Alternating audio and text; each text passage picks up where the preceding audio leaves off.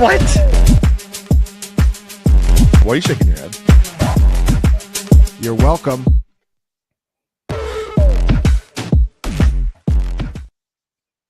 What's up, Fantasy Points? This is week 2 of the DFS Cage Match. I'm your host, Neil Orfield. Every week, I am here with Jake Tribby.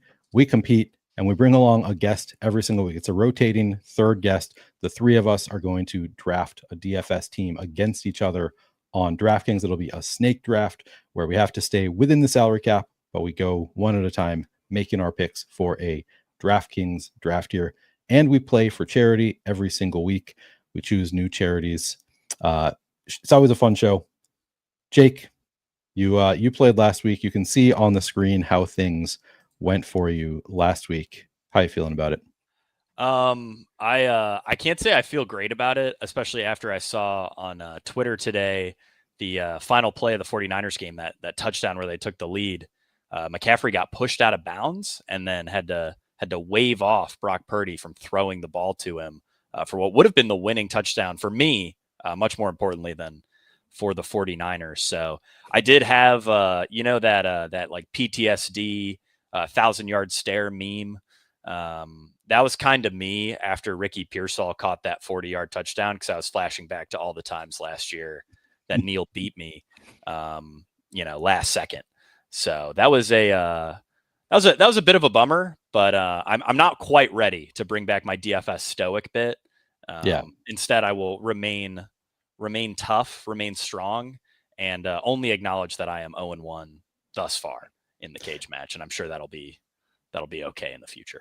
Yep, Jake is he's only counting his scores from this year. I like to keep score in total. So now we're up to in total in the cage match. Jake is now 1-16. Neil is now 10-7, and Ryan, you have just one fewer win than Jake. You are 0-1 in the cage match. Do you think you're going to be able to beat us today and match Jake in his cage match wins?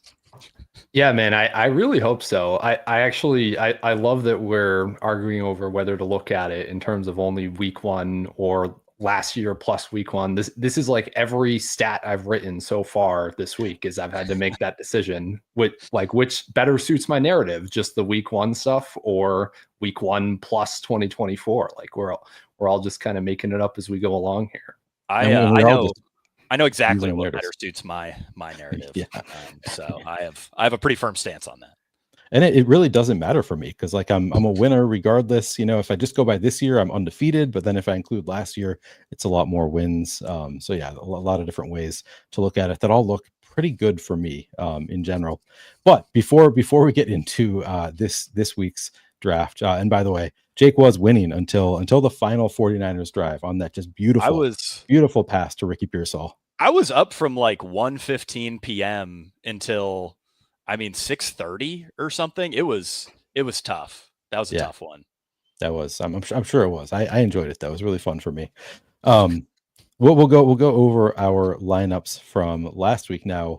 Ryan, you are as the guest. You get to go over last week's guest lineup, and you didn't get a chance to look at it before we start here, but I'll just show you the whole lineup here. And this is the lineup that Scott Barrett drafted last week. So you can see a lot of snowflakes in this one. Yeah. So it doesn't look very Scott Barrett lineup. Aggressively Scott Barrett lineup, I would say. Yeah. What do you like about it? What do you dislike about it? What do you think? Oh man. Yeah, I liked going for Flacco. That was one of my bigger stances last week, was that it's weird that nobody cares about Joe Flacco around the industry.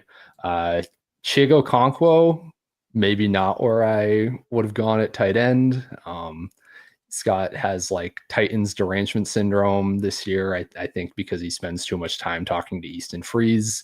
But yeah, other than all the Titans in this lineup, but I can see the vision, I see the process, but yeah, unfortunately did not work out. Yeah, in his defense, Scott did. He took Drake London with 101 and then immediately regretted it when Jake took Christian McCaffrey. Kind of pointed out that McCaffrey was the better point per dollar player, better from the drop off at the position kind of perspective. So maybe would have turned out a little bit differently, but yeah, this did not go well. Also, just a lot of, T. Higgins having a snowflake, Mike Evans, Tony Pollard, Nico Collins, 5.5. Yeah, tough to recover from those numbers. Jake, you did beat Scott last week, so you can hang your hat on that. How do you feel? I mean, you got 23 out of your second overall pick, Christian McCaffrey, just 4.6 out of Jamar Chase. Lot went wrong here, but really just the two snowflakes overall. How do you feel about your lineup? Yeah, I mean, I feel like it kind of goes without saying, but this was a snowflake-filled week. Especially the scores at wide receiver were extremely low.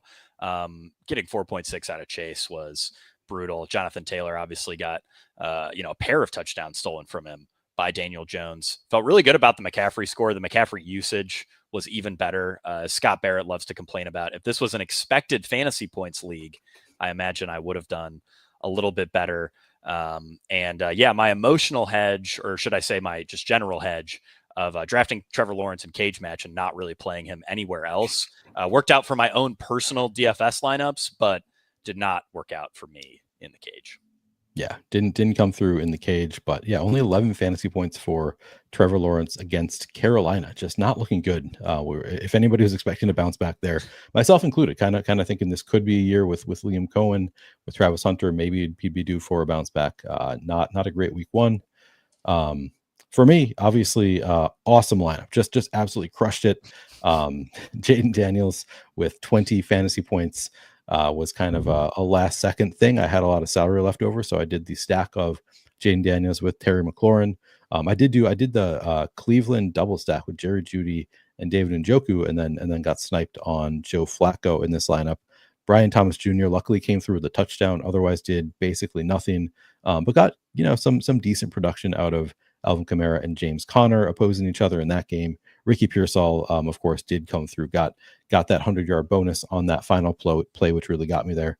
49ers defense is looking rough for a little while, but they did ultimately come through, and low score, but at the end of the day, got the W. Can't complain about a W. All right, let's get to, actually, let's talk about the charities that we're going to play for first. So first of all, I'll say the charity that I played for last week was Healing Hearts Rescue. This is the rescue that we got my dog from. Playing for another rescue this week, another animal shelter. This is one that I have friends that work for Rough Start Rescue here in Minnesota. Kind of the same theme, dogs that maybe were dealing with some issues, and were saved. Shelter for dogs.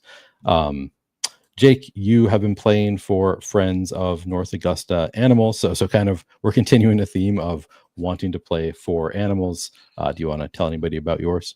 Yeah, they're a great charity, local to me. They do a lot of stuff for stray animals, which is really great. Like I said last week, there are an abnormally high number of stray animals in the South, and so always love an organization that helps those little critters out. Also help with just general adoption, spaying, neutering, stuff like that. So really, really great charity, and like I said, local to me, which is pretty cool.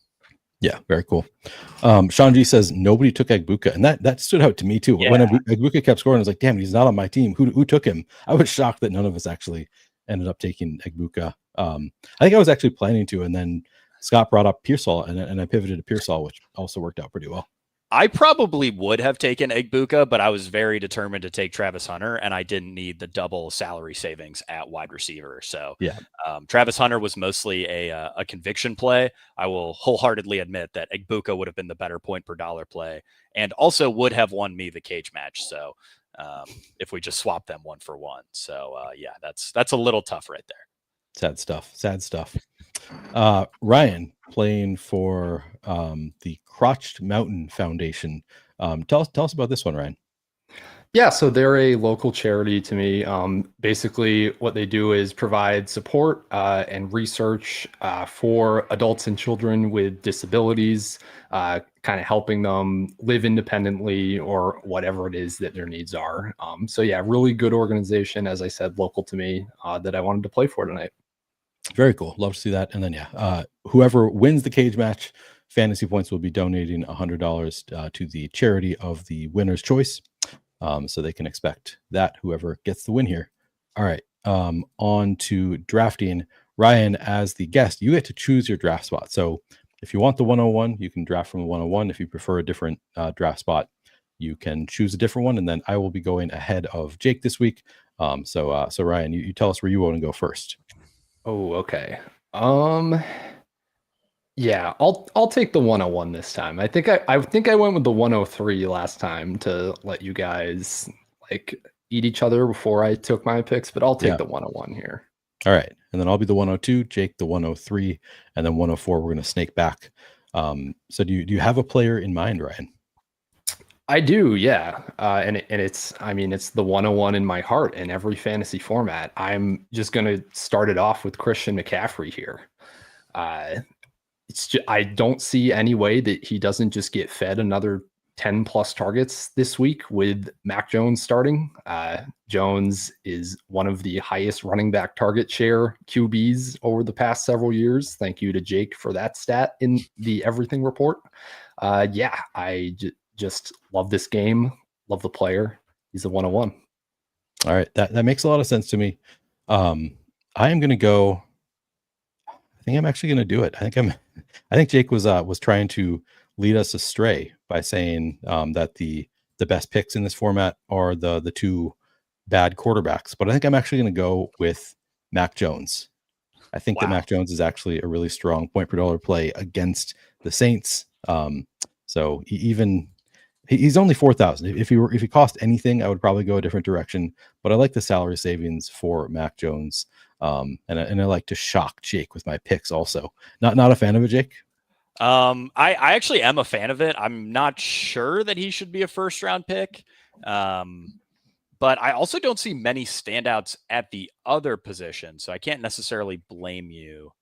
Yeah, that's kind of what I was thinking. Yeah. Yeah. All right. It's me now. For two picks. Yeah, back to back. I'm going to go with, feel like running back's pretty flat this week. I'm going to go with Ricky Pearsall and Kyren Williams. Kyren right now is our highest projected running back value, and it's a very simple upside argument for him. Rams are favored, and in wins, Kyren has been, roughly a 21 fantasy point per game player compared to about 14.5 fantasy points per game in losses. Ricky Pearsall, there's no one left to catch passes other than him and Christian McCaffrey. Juwan Jennings is hurt. Scott Barrett said that Juwan Jennings is going to play. I have not seen the practice reports, but even so, Jennings missed a ton of camp. Kittle's done. Pearsall looked great last week. So yeah, I think those are two pretty strong point per dollar options. And it's just tough because the one guy that I think really stood out on this slate was Christian McCaffrey, and probably from a point per dollar perspective, I'm sure Mac Jones will be up there too, probably pushing for 4 fantasy points per dollar on the projections, which is really, really strong. As you pointed out, the downside to Mac Jones is who's he going to throw the ball to, and you guys have the two players he's probably going to be throwing the ball to. So going to be every time he does throw the ball to your players, you're going to be outscoring me. You're going to be getting more points because I've got the quarterback and you've got the pass catchers. So that is not ideal. So hopefully Juwan Jennings does play and catches all of the balls for all of the touchdowns. Or maybe Mac Jones runs this one. You never know. He could run one in. Maybe it's possible. All right, we're going back to me, and I am going to go. I have the salary to pay up here. I think I'm going to go with Chase Brown here against the Jaguars. I just think it's a really nice matchup for Chase Brown. He's not the best projection on the slate, but it's hard to see him fail at 6,800 against Jacksonville. Certainly possible, but he just gets such great volume, and I can afford to go there with Mac Jones on the team. So I like him this week. It's also the highest total game on the slate, and I think one of the 2 or 3 game environments that you will see a lot of DFS players target. Yeah, for sure. Ryan, you've got Christian McCaffrey. Now you get to add 2 more picks to the team. Have you been giving it some thought? I have been. Let's see. I want to find the value now that we've added McCaffrey to the team. So I'm going to use 1 pick on Harold Fannin is where we're going to start. I did not expect this from Harold Fannin in week 1, but if they are just going to use him as the focal point of their offense, and he's 3,100 in a negative game script, then it's hard to argue with. And then I'm also going to scoop some of the wide receiver value here. Let's actually, you know what? Let's just go with Cedric Tillman. Double up on Browns here. Similar thesis. I mean, the usage was good in week 1. He's cheap, filling in some point per dollar there. Are you concerned about the matchup with Baltimore? I mean, they gave up so many points to Buffalo. Do you think that they're maybe taking a step back this year, or do you think the defense will hold up? You're just willing to take the value? I'm willing to take the value. I try not to be too like hard and fast on which defenses I think are good in week 2. Sure. The Ravens have very notably gone from being like the NFL's best defense to the worst defense, like sometimes multiple times in the same season. Sure. So I'm kind of okay just chasing the projection. Kyle Siebert audio asked, Pickens or AJ Brown rest of season? I mean, I'd still have to say AJ Brown, I think. Does anybody disagree with that? I would as well. I actually really like the Cowboys this week as I've been thinking about the DFS slate. I think this is going to be a great spot to play Dallas. But yeah, rest of season, I think you got to go AJ Brown. It is concerning. I mean, I wrote this up in the offseason as like, if you're betting on AJ Brown, it's really a bet against Saquon Barkley and the Eagles defense being as good as they were last year, because if they are that good, Jalen Hurts is just going to drop back like 23 times a game. And even with a 30% target share, there's not going to quite be enough volume to get you there. We really can't say definitively if Saquon and the Eagles defense are going to be that good. But yeah, I certainly wouldn't be giving up AJ Brown for George Pickens at this point. Yeah. All right. It is back to me. I got a lot of players I really like here. I think I'm going to go with T. Higgins again. Cincinnati playing Jacksonville. Just think that they're going to put up a lot of fantasy points. T. Higgins is just 6,100. So yeah, I think I can't pass up that value on T. Higgins. Let's see. And then back to Jake for 2 picks here. Yeah, I feel pretty good about a running back. I'm trying to think through who I would want my other pick to be. All right, I will rattle off this first pick, and Ryan, you can tell people why it's an amazing pick. Jahmyr Gibbs. I will start it off by saying second highest total game of the slate, and we know Jahmyr Gibbs can, really break any slate open. Ryan, was there anything interesting about Jahmyr Gibbs' week 1 usage? Yeah, the most interesting thing would be that his snap share was up from last year. His target share and route share was up from last year. And he was much more like the 60-40 back over David Montgomery, as opposed to like the perfect 50-50 XFP split we kind of saw last year. You could say, okay, it was a negative game script. Sometimes that was how they would play in negative game scripts before. Maybe this is a little bit more of a David Montgomery game, but yeah, I mean, it's an amazing player. I can't really knock the pick at all. That's interesting. That's great. Thank you so much, Ryan. And then for my next pick here, I'm going to go with, and this is mostly because I see a pretty notable drop off at the tight end position, especially if you want to go cheap. I'm going to go with Juwan Johnson, who also dominated in usage. Ryan, I thought one of the most interesting notes that you and Scott had in the Everything Report this week was that Juwan Johnson, Chris Olave, and Rashid Shaheed all had over 18.5 expected fantasy points in this game, which is really great for stacking purposes when the offense is going to be this condensed. We know these guys are going to be out here all the time. And I mean, especially with Juwan Johnson, they really have no choice but to trot him out there. No Foster Moreau, no Taysom Hill. There's just no one else at the tight end position who can catch passes for the Saints. And I mean, it looks like they're going to run a ton of plays. We've seen that with Kellen Moore historically, and they were at the 7th most plays in week 1. So I think a lot of encouraging things for Juwan Johnson. He probably ends up as like a 4K 4,200 player here in about a month. Juwan Johnson, one of my bigger regrets from best ball is not drafting more Juwan Johnson after being super in on him last year. It was just like he's a tight end on this Saints offense that has like 2 really good receivers and a running back who's going to command a lot of target volume. what's left over for Juwan Johnson. And I think we learned pretty quickly that was a mistake. Did you guys draft any Juwan Johnson in the offseason? Were you more in on it than I was?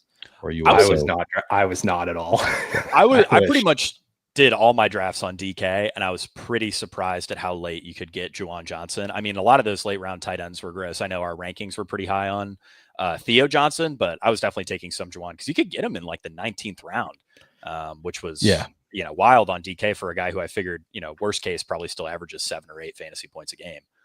I imagine I got to some, in the 19th, 20th round on DraftKings, but he certainly was not a focal point for me. I was excited about like maybe Jatavian Sanders going to take a step forward, especially after Jalen Coker got hurt. It was like, okay, he might be number 2 in the pecking order there, and just all of those.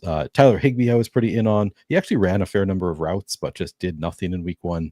I'm regretting some of my late round tight end choices through week 1. We'll see. It's early. I did have a lot of fan in, so I feel great about my my fan in clicks, but everything else does not feel so good from the late round tight ends. And interesting note on Montgomery there. So or on Gibbs and Montgomery. Are we feeling like Montgomery's going to end up being a mistake at the end of the 6th round in most drafts? Yeah. I think almost definitely. Yeah. That ADP basically said, hey, the Lions are going to average the 4th most touchdowns of any team in NFL history again. Yeah. And spoiler, I don't think they're going to do that this year. Yeah. Contingent value, I guess. So like, it's not dead, but it's not feeling great right now. Yeah. And something like me and Ryan talked about in the offseason was that if the Lions offense is bad, that almost certainly hurts Montgomery significantly more than it hurts Jahmyr Gibbs. Gibbs plays more in negative game scripts. He's also like a hyper efficient player. Montgomery last year, his efficiency can be explained almost entirely from just running hot on touchdowns, scored a ton of touchdowns, but only had, like the 25th most carries. So I think if the Lions offense ends up being mediocre, which they might be trending to be. I mean, I was having flashbacks, Ryan, to the conversation we had with Scott, where he said he was playing with the idea that the Lions offense could be even better. And I told him that was basically impossible. But it's not looking great for Montgomery and potentially the Lions offense. But I do think things are looking pretty good for Jahmyr Gibbs. Yeah. All right, it is my turn again. All right, what do I have? I'm debating a few different players. I've got 55-16 left per player. All right, I can deal with that. I think I'm going to go with Kyren Williams. Wait, no, did somebody take Kyren? I took Kyren. Neil, if you ever looked at the beautiful spreadsheet I made, you would know Kyren Williams is off the board. I refuse to look at the spreadsheet. I do not lose any points for saying a name that was taken already. Well, that's fine. I'm cool with that. There's other players that I like, namely Travis Etienne, 5,700. They traded away Tank Bigsby. Maybe he has to deal with LaQuint Allen. Unfortunately, I was really hoping it would be Bashal Tutin. Hopefully, Bashal Tutin makes a splash at some point soon. But Etienne's workload looked awesome, and he looked awesome in week 1. And now he gets another elite matchup. So at 5,700. I think he helps out with the pricing a little bit. What do you guys think of Etienne?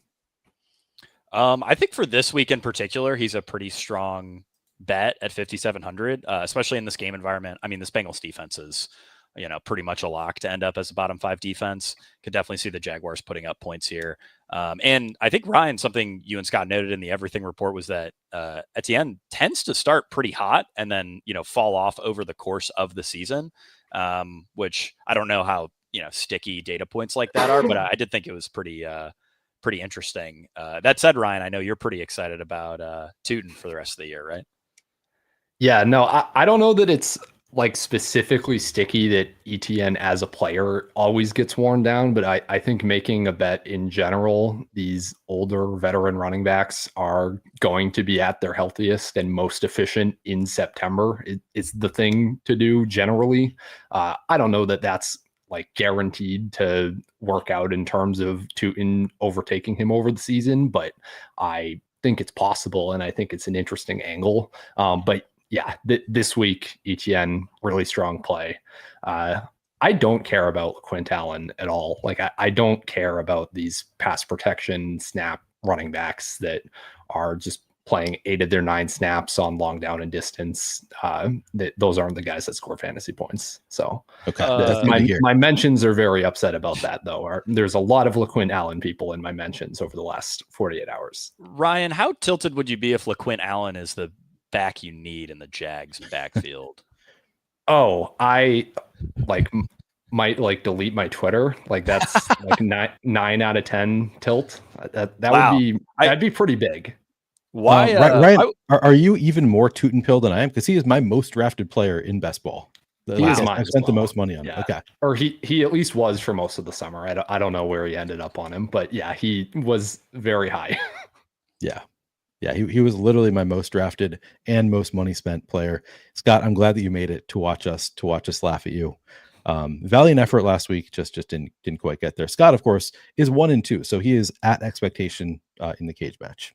I mean, Scott, I feel like you should be used to getting cooked. I saw some of the quote tweets to a few of your Cam Ward tweets. Oh my God. You are getting lit up, man. This is the nicest thing that's happened to you all week. That's true.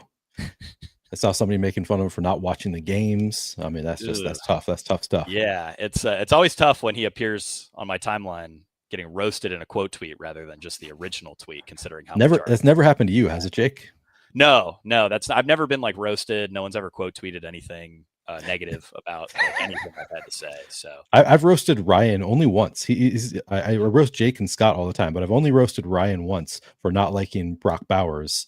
How are we feeling about Brock Bowers now, Ryan? I mean, where are we at in that? Because he didn't run a full route tree, but then he was awesome when he was out there, and then he got hurt. Which now who knows what to make of that? How are you feeling about your Brock Bowers fade?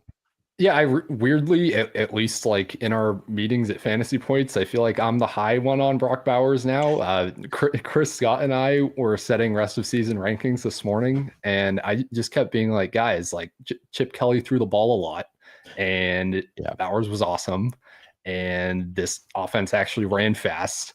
I don't really care that he was at a 70% route share, which is not elite, but they ran more 12 personnel in the third quarter. I think Bowers is going to be really good this year, and I'm a little bit nervous about my offseason stance.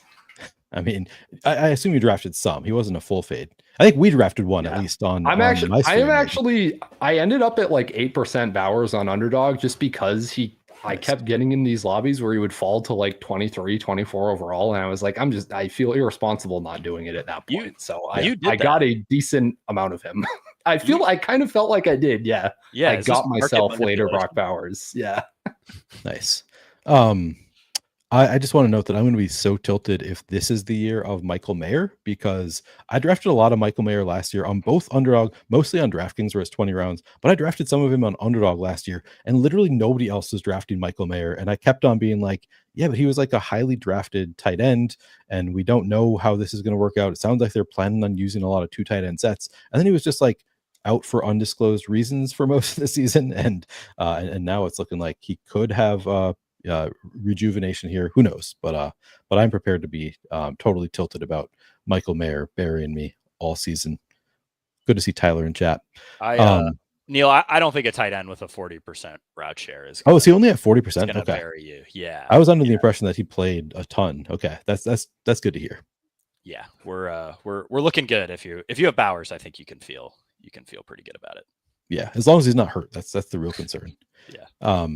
All right, Ryan, it is back to you. You've got McCaffrey, Tillman, and Fannin. You have 58.50 left per player, and now you get to make 2 picks. All right. I'm actually going to go over to quarterback. I'm taking Josh Allen here. Oh, this is the Aaron Glenn defense that has always been vulnerable to these hypermobile quarterbacks. I re-pulled that stat for the 4th time today. These guys average over 70 rushing yards per game, 28 fantasy points per game. It's 50% boosts in both categories just against Aaron Glenn's defense. He did the exact same thing in week 1 that he was doing with the Lions constantly. High blitz rates, lots of man coverage. It's schematically a similar defense. So I kind of like this, just another Josh Allen blow up spot. Wanted to make sure I grabbed him. And then just because we've gone Allen and McCaffrey, still got to find some more value. So I'm going to go back to wide receiver. Give me Rashid Shaheed. So just as we were kind of discussing earlier, this Saints team could end up being very fun, very fast paced. Kellen Moore is a god. Yeah, 3 guys over 18 expected fantasy points last week. And I kind of think that this game is just like the 2 genius play callers with like their hands tied behind their backs because they don't have quarterbacks, but they're just going to be in their bags the entire time. And I think it could actually be like really fun. Yeah. Nice price, 4,500 on Rashid Shaheed. I mean, that's a nice price tag there. I'm sure Scott appreciates the Rashid Shaheed pick as the Rashid Shaheed whisperer, maybe his number one fan. Hard to argue with that. Does Simply Catan says, does Strange not feel very Ingram-y? We know how much of a PPR scam T-Law turned Ingram into a couple of years ago. Strange and Ingram pretty similar. No, yeah, he didn't get it done in week 1. He's a player that I was pretty excited about coming into the year as potentially being something this year. But then it was Hunter Long scored the touchdown there. What do you guys think about Brenton Strange this year? I mean, he's probably fine. I feel like he's the kind of tight end, like after seeing that week 1 usage. I mean, it's clear Travis Hunter and Brian Thomas Jr. are going to dominate targets. He feels like the kind of tight end that's just going to bounce between 3,300 and 3,800 all year. And there will be weeks we convince ourselves he's a good play, but he's probably never a great play. Last week was one of those for me. I was like, against Carolina, if he's ever going to get it done, this should be the week he gets it done. And yeah, kind of disappointing there. No, I thought it was a great play last week. It was like a perfect schematic matchup for him and everything. I had his props and all that, but yeah, I don't. I'm not that high on him rest of season after seeing the Travis Hunter usage. Yeah. All right, it is back to me for one pick. So I'm giving it, debating a couple players here. I'll make my decision momentarily. While Neil thinks, I will acknowledge Scott's comment about it being a zone heavy matchup. Ryan, how much do you think that matters when it's a new play caller and also Spencer Rattler at quarterback? Yeah, I don't think it really does, just because Shaheed, a lot of his career splits is when he was in this like field stretcher deep type of role. Yeah. And that's not really what we saw from Kellen Moore. It's not really how I expect him to be used in this game. Like it's just all of the PPR scam stuff more than anything where he can run after the catch. So, also, just to answer the question, the 49ers were perfectly middle of the league in zone coverage rate last week. But I would never call anything a zone heavy matchup. Like when it's Robert Saleh, who has not been a defensive. I guess he was with the Jets and had some input there, but they were a little more man heavy last year, if I remember correctly. So no, probably not a zone heavy matchup. Yeah, Scott was he nailed the Shaheed thing on outside the box several times over the past couple of years, and it was always, I think, based on whether it was zone or man, just very simple, just simplified things, and it worked out pretty well for Scott's calls there. All right, I'm going to continue with my game stack here. So I've got Chase Brown, ETN, T. Higgins.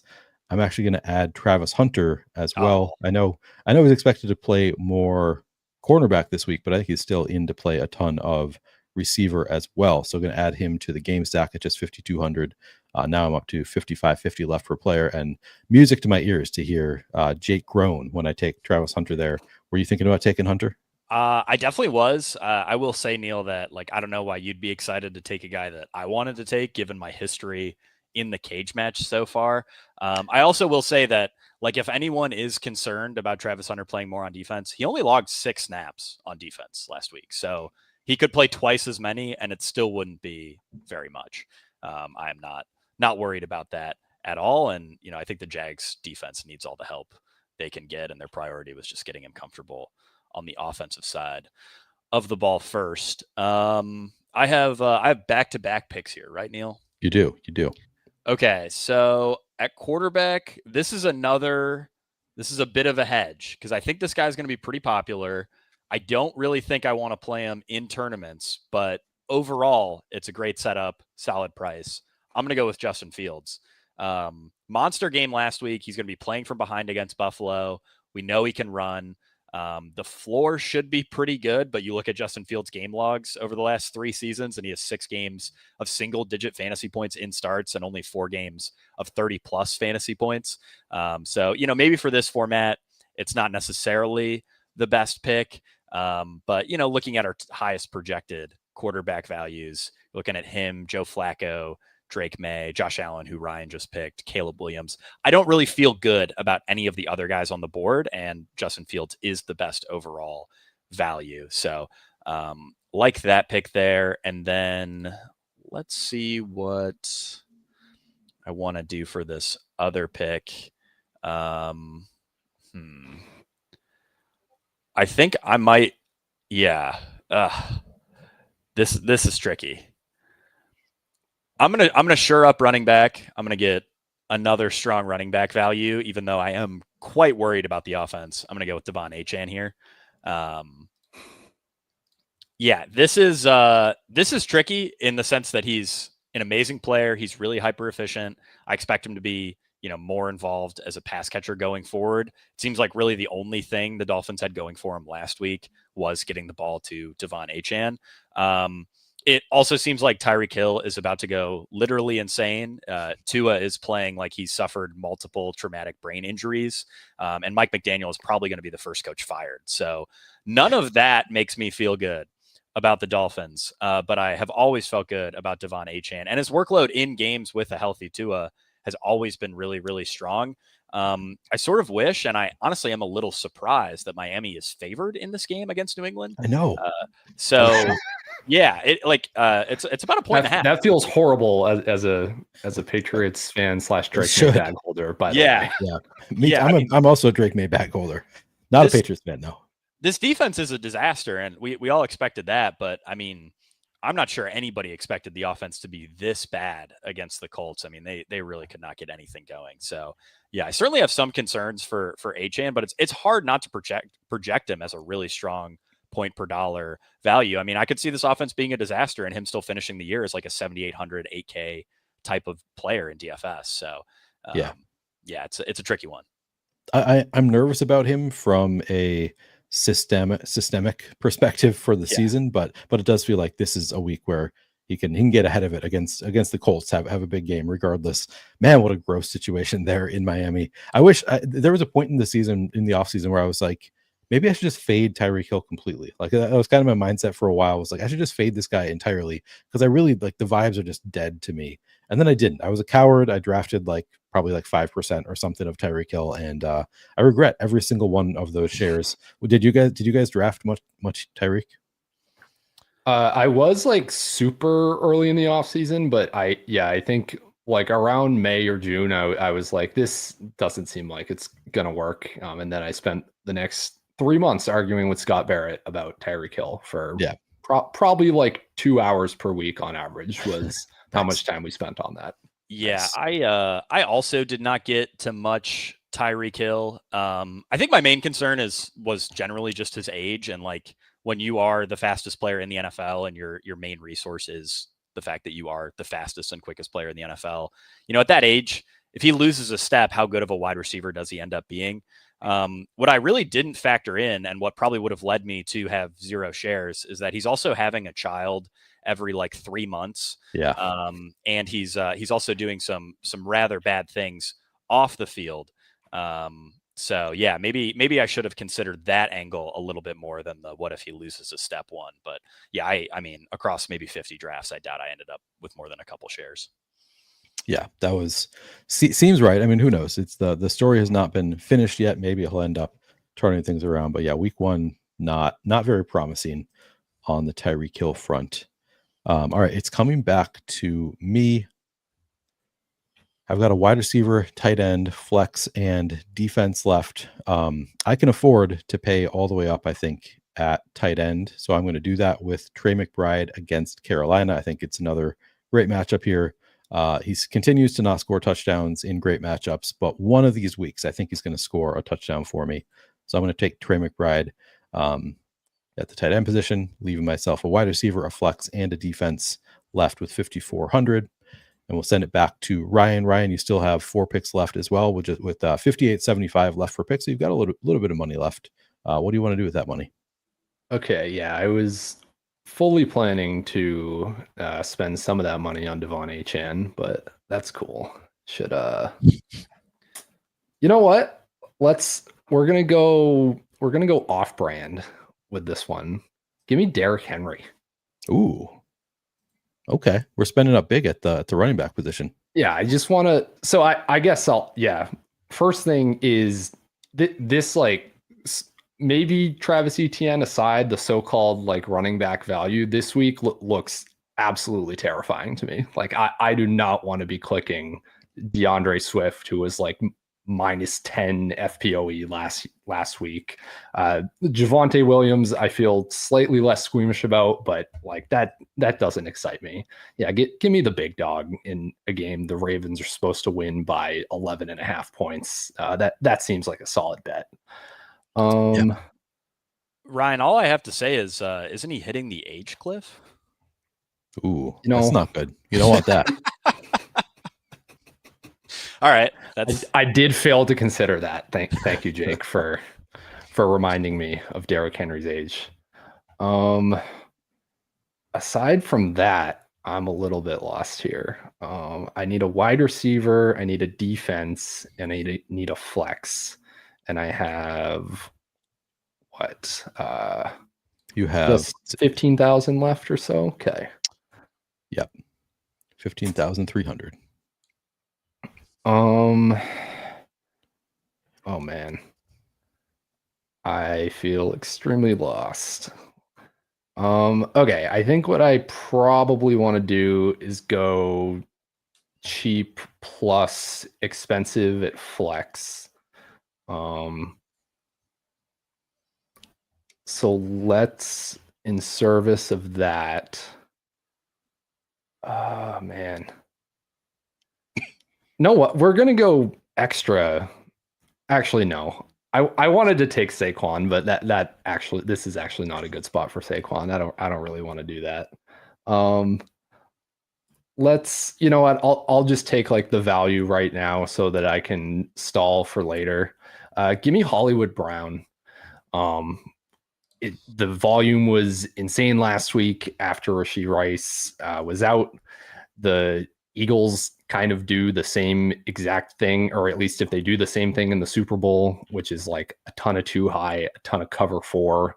That is like the prime spot for the Rashee Rice role with Hollywood to kind of go off. So I actually like Hollywood as a value here. I did admittedly give strong consideration to taking Hollywood with my last pick. Just the volume is so good. I guess I was a little bit concerned about the matchup, but probably the volume just outweighs the matchup concerns with the Eagles. I like the pick. All right, so I have 5,400 left per player, a wide receiver, a flex, and a defense left to pick. All right. I'm going to go with bounce back George Pickens. I think George Pickens due for a bounce back this week. 5,800. I think the price tag is fair there. Doesn't like stand out as an amazing pick, but I'm just leaning into a guy that I've liked all offseason who didn't get it done last week, but I think that he is capable of big weeks ahead, and it's I think a fine matchup with the Giants. How would you guys rate the Giants as a matchup for Pickens? Schematically, it's excellent for both of these Cowboys wide receivers. They are going to be a featured write-up in advanced matchups this week. What I want to hear. So yeah, I really like them. Okay, glad to hear that. Jake, you have 3 more picks, and you get to make 2 of them right now. You have 49.33 left per pick, 2 wide receivers, and a defense for you. Yeah, this is tricky for me. I'm debating what expensive wide receiver I want to get up to. I might have to go with like the Stone minimum defense, which I don't feel great about. But I know Thomas, our producer, is a huge Ravens fan. And he's a bit nervous about the Ravens being such massive favorites. in this game. So actually, just to be clear, Tom is nervous about the Ravens literally every single day of his life. Yeah, and he's going to get mad at me for saying that, but it is true. I feel like Tom feels the same about the Ravens as I do about like the Bearcats, if we're ever good, which is that like it's going to come crashing down soon, and like I'm just very ready for pain. Thomas in the chat asking how often he's wrong. All right. In Thomas's defense, I just want to say I'm also kind of nervous about the Ravens, only from the perspective of, so like my sister-in-law is doing a survivor pool, and she's been texting me like, who should I take this week? And we got the Cardinals in week 1. There's only 6 people in her pool. So I was like, it's obviously the Ravens. Like I can't tell her anybody but the Ravens because they're the clear favorite. This pool is not going to last that long. But then I am like looking at it's like, but they're also like, it's kind of a rivalry. So like given that it's a rivalry, it always tends to, like, there's more variance in these matchups. Joe Flacco coming back, like the vibes to me is like, it's probably going to be just a total obliteration by the Ravens, but the vibes are a little bit scary for me with Joe Flacco returning to potentially be the hero in a division matchup. So that's my concern with it. But I think that we're probably fine, right? Yeah, I'm actually in the exact same situation as you, Neil, where me and my dad are in a survivor pool, and he's calling me like every day, and he's like, "You feel good about the Ravens? Like, what are we thinking about the Ravens?" And yeah, I mean, I feel like if you're in a survivor pool this week, almost regardless of size, I'm probably going Ravens. Dallas was the only other team I was considering, and the pool that we're in only has about, I want to say about 150 entries remaining. So I feel pretty good about picking the Ravens. This pool's rarely gone past like week 6, week 7. Either way, I've settled on my picks here. I'm actually going to complete a little bit of a mini game stack. I'm going to go Puka Nacua and Calvin Ridley. And then I will be forced into rooting for the Browns defense against Tom's Ravens and against me. So you're not taking the Browns defense right now? No, not yet. That's okay. That's something that I need to make it back to me, or else. So then, what happens if I take the Browns defense just to mess with you? Am I DQ'd? Oh, I could take the Panthers actually. So I think I'm good regardless. But that would be an interesting situation if you tried to block me on the Browns defense. Yeah, me and Ryan take the Browns and the Panthers here. Then I don't know. I think you're disqualified. Yeah, that would be a bummer. Please don't do that. Don't let that happen, Ryan. I know Ryan's nice enough to not let that happen to me. I don't think Neil is. No, I'm not nice enough. I also think, I feel like we should, I think we maybe had some other rule in place for if you like misprice it, then you can swap off your last pick. You can swap something different. Yeah, but you have to like wait until the end. I think that's kind of the rule. You have to wait till everybody else is done picking, and then you can swap to make it work. But probably not going to come to that regardless. So we'll let you make that pick later. Okay, now I get a pick. Got 5,200 left. And if I went with the Browns, then I could fit a 7,000 Amon-Ra St. Brown. I don't need to do that. Look at the other defense options. Interesting. All right. I mean, I'm going to be punting regardless, I think. Let's see what I like at flex. I could just take all the Garrett Wilson usage. I don't think I love it, though.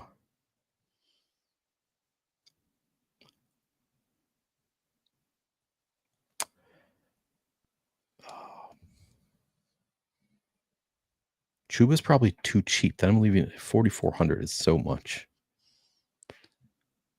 When Ryan's harped on this a lot. Chuba is very, very game script sensitive. Ryan, do you have any concerns about the Panthers after what they showed in week 1? It wasn't like the worst game of Bryce Young's career. That's obviously not saying much considering how bad he has played at points. But it was definitely concerning. I was expecting the Panthers to show up a little bit more. I played a decent bit of Bryce Young in tournaments and was obviously quite disappointed in how that turned out. Yeah, I won't lie. As soon as that game was over, when we were going to write the everything report, I was like, okay, what was Bryce Young's like adjusted net yards per attempt or whatever? And I'm like, I bet this is going to rank like bottom 3 in his career games. It did not. There were several that were way worse than it. So that was not a talking point that I got to use. But I don't know. Like, so many quarterbacks just looked terrible in week 1, frankly, that I don't want to overreact to that. But yeah, I am feeling worse, I guess, about my take of what if the Panthers are actually a competent offense. I don't know that that's what we're gonna get. I'm nervous that they're not going to be, for all my Coker shares, especially Coker being one of my most drafted players ultimately, who might not even play for a while. I don't know, that feels gross, but I need Bryce Young to be competent by the time Jalen Coker and Ted McMillan. Actually, I have a ton of Ted McMillan also. So for the process was so good on Jalen Coker, and we enjoyed that for like 48 hours, and it was amazing. And we will always have those for a little while. Yeah, it's like I even after they like the trade fell through the first time, I was like, they're going to trade Adam Thielen. Like they're already talking about it. They're not going to keep him at this point. Like, what's the point of Adam Thielen on that team? They're going to trade Adam Thielen. I drafted so much Coker, and then they traded Adam Thielen, and then they named him the slot receiver, and it felt so good. You're right. Those 48 hours were just amazing until they weren't. I'm going to go with, so I already took George Pickens schematically, as Ryan said. It's a great matchup for both of the Cowboys receivers. So I'm going to throw CeeDee Lamb in my flex also. Damn, I shouldn't have said that. That was who I was taking. I should have shut up. Yeah, you should have. Yeah. I mean, looking at the other options, even if you had not said that, I think I was going to take CeeDee Lamb just because I don't love the other options available in that range. So don't kick yourself too hard about it. But before Ryan picks, I'm really curious what you guys think, because we won't have a good grip on ownership probably for another couple days, but I would imagine, and I sort of wrote it up the opposite way in my initial deck blurb, but the more I've thought about it, the more I think this is wrong. The Cowboys are going to be like the most popular stack of the week, or right there, right? Dak's at 5,900. That's his cheapest price tag since 2019. Like Ryan noted, fantastic schematic matchup for both CD and George Pickens. The price on both of those players is pretty strong. Cowboys are going to be chalk, right? I don't know. Is Javonte Williams going to be chalk? Like, can they all be chalk? Like, Javonte is what, 50? I don't think it'll be chalk. Yeah, I don't see how people click Javonte and feel good about it. It's still a decent running back slate. Yeah, he's 5,800. Swift and Etienne project pretty well. Tony Pollard projects pretty well. 300 or 400 more, and you can get to Breece Hall or Kamara, who are Chuba's right there. Yeah, Chuba's right there. Like that's a really strong range. I don't see how anyone gets to Javonte, but if I'm like double stacking a quarterback, Dak Prescott at 5,900 feels really, really good. And he looked great last week. It didn't really show in his fantasy points total, but he was slinging the ball. Yeah, no, you're actually right. The more I look up and down this slate, there's like, it's him. It's like the Bengals Jaguars game. And like that's like all of the stacks that people are probably going to get excited about. So I guess I'm not going to be different than everybody else in my write-ups. Well, you have 10,100. So you cannot spend up for Saquon Barkley at this point, because there is no 2,100 defense. So tough decisions here for Ryan after I took his guy. Yeah. So just to check, just because I know you took like everybody in this game, Neil. You did not take Brian Thomas Jr. Correct. You took everybody else. Okay. Yep. So yeah, I'm gonna take BTJ then. Literally did not have a single on target throw past the sticks last week. The Trevor Lawrence doing the funniest thing possible and being the reason that everybody's Jaguars Liam Cohen optimism is suddenly looking a little bit shaky. But I have faith not in Trevor, but in this offense to at least do something against the Bengals. So yeah, give me BTJ. Also, he's the last like kind of pay up option that doesn't totally suck. So going with him. And then at defense, that perfectly fits the Arizona Cardinals. So that'll do it for me. All right, there you go. Zeroed it out. All right, then it comes back to me, and I have 2,600 left to spend at defense. And I don't feel great about my options here, but I mean, I could take the defense against my quarterback. Saints, they're such a bad defense, though. I don't think I want to do that. Really some tough options, admittedly. I'm going to work my way up. I don't like the Browns against Baltimore. Carolina, Pretty bad defense. Tennessee against the Rams. I could do that. I think that's actually probably my best bet. Pretty good defense. Yeah, I think I'm going to do that. Leave a couple hundred on the table. Yeah, I'm doing Titans. There you go. Yeah, I was actually debating taking the Titans, Neil. I was playing with a couple builds that were Malik Neighbors and Jerry Jeudy versus what I ended up going with, which was Puka Nacua and Calvin Ridley. I just feel so good about Puka this year, which was mostly the deciding factor there. Also, Thomas, I'm not going to betray your Ravens. I looked at our projections, and there's about a 1.5 point gap between the Carolina defense and the Browns defense right now. Who knows how that could change throughout the week, but I'm going to trust me and Chris's first run here. I'm going to go with the Panthers defense against Arizona. I also think it's just much more likely that Arizona lays an egg than the Baltimore Ravens do. I mean, we have seen some brutal games from Kyler Murray, some terribly called games from Drew Petzing. Yeah, Panthers defense sucks, but Arizona can suck harder. And I do have some confidence in that. 100%. I believe in that also. All right. Well, Jake, as the final team to finish now, you get to do your team review first. How do you feel about your team here? Yeah, I feel fantastic about my running backs. These are all guys that I really like this week that project really well across the board. Wide receiver, it's Calvin Ridley is probably the guy I'm the most iffy on here, but he does project well. And we have to assume there's some sort of step forward from Cam Ward and this offense, especially going from basically the worst possible matchup, on the road against Denver to, more of a bad, below average, closer to average matchup against the Rams. Feel great about Puka, feel great about Pearsall, and then just got to hope that Rashid Shaheed and Chris Olave do not take too much volume away from our guy, Juwan Johnson. Overall, I feel pretty good about this team, but I've also said that about 20 times so far, and I've never really felt good at 7 p.m. on Sunday. So yeah. We'll see. Yeah, my team it's an interesting one because I correlated a ton. So I've got Chase Brown, Travis Etienne, T. Higgins, and Travis Hunter, all from that Cincinnati Jackson game. I didn't correlate at all with my quarterback. I just took the value in Mac Jones. And then I've got the two Dallas receivers, George Pickens and CeeDee Lamb, and Trey McBride at tight end. It's mixed feelings about this one because at this point, it just the whole like Jaguars team feels gross. Like I'm nervous about the Jaguars just being bad again and continuing to make this bet. But I think that this game should work out. I think even without T-Law being great, he can still support Travis Hunter and Travis Etienne can get it done. And then I do believe in Cincinnati. Of course, what could really crush me is just the wide receiver ones on both teams are the guys who get it done instead of the rest of the team. I do not have Jamar Chase or BTJ. But ultimately, I feel pretty good about the team. I think I got some good game environments here, some correlation without the quarterback.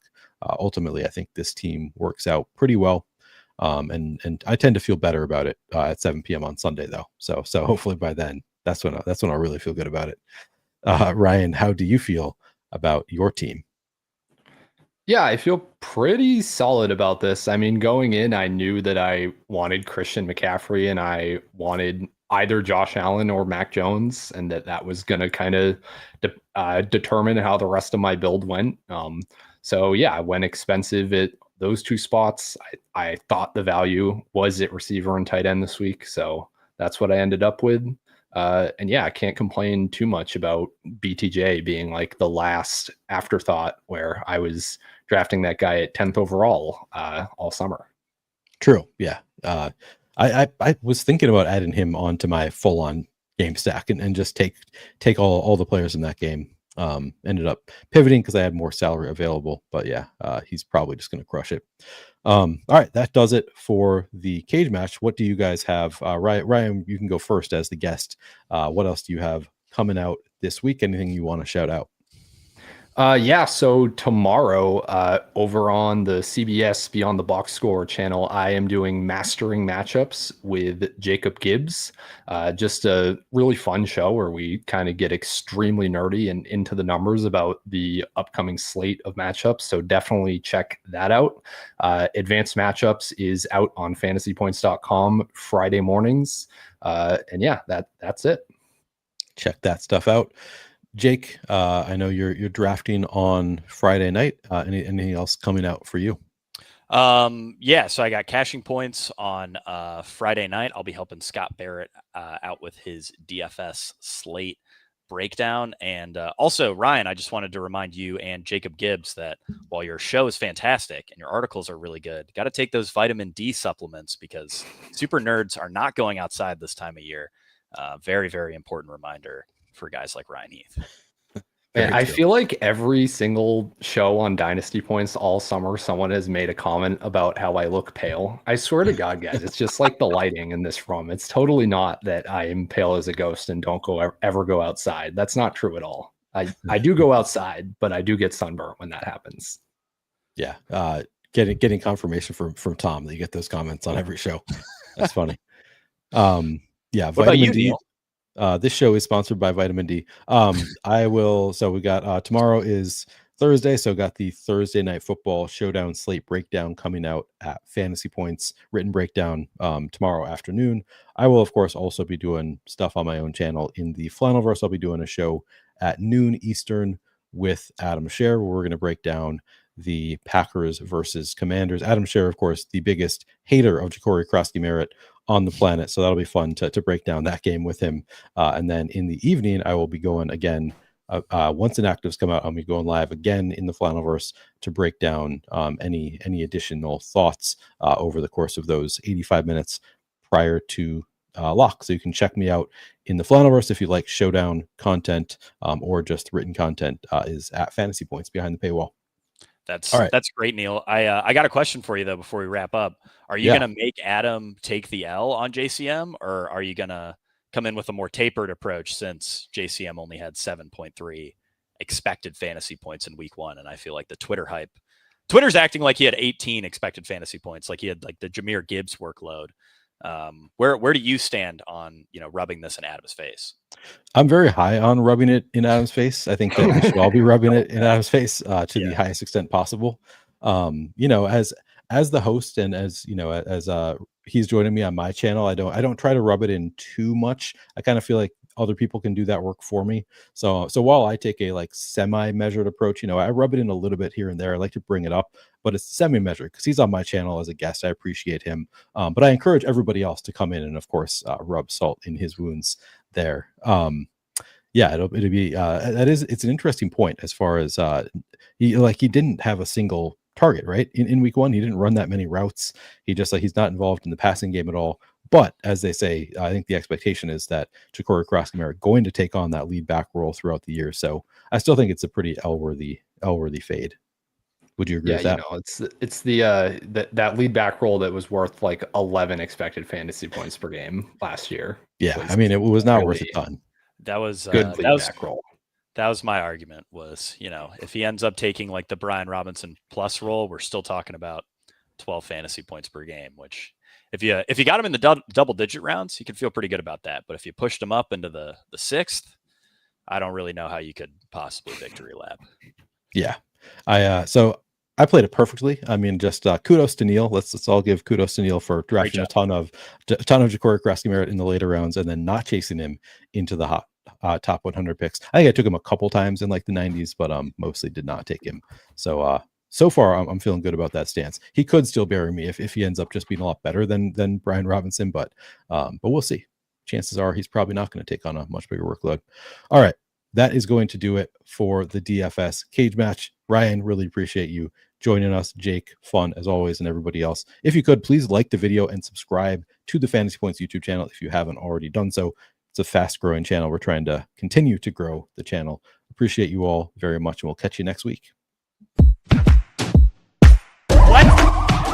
What? Why are you shaking your head? You're welcome.